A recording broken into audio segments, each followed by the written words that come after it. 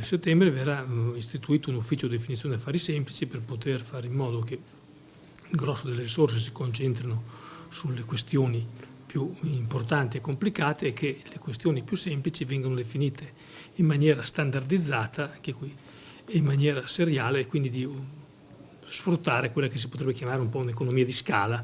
Un ufficio affari semplici per gestire le indagini meno complesse è uno dei provvedimenti a cui sta lavorando il procuratore capo di Treviso per dare una risposta alla cronica difficoltà in cui versano gli uffici al quarto piano del Palazzo di Giustizia. C'è una grave carenza di personale di segreteria che si riflette sull'assistenza ai magistrati e sul disbrigo poi delle pratiche di segreteria inerenti alla definizione dei fascicoli e al lavoro dei magistrati.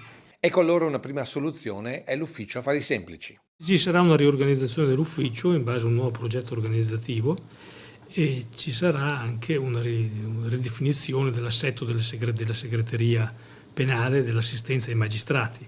Però resta solo il discorso che quando la coperta è corta, a volte sì, spostandola magari può essere utile per coprire le parti più sensibili al freddo, ma alla fine qualcosa di scoperto resta. Un tema, quello del personale di segreteria, che vede anche il sostegno della regione alla quale il procuratore si rivolge per avere un rinforzo. La Regione, per quel che mi risulta, ha fatto l'interpello del personale per vedere se ci sono soggetti interessati a fare un periodo da noi.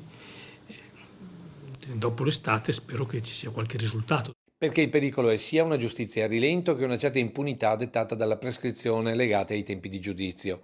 Per questo serve ogni singolo elemento utile a far funzionare la procura, dai magistrati al singolo operaio magari fornito in supporto dal comune.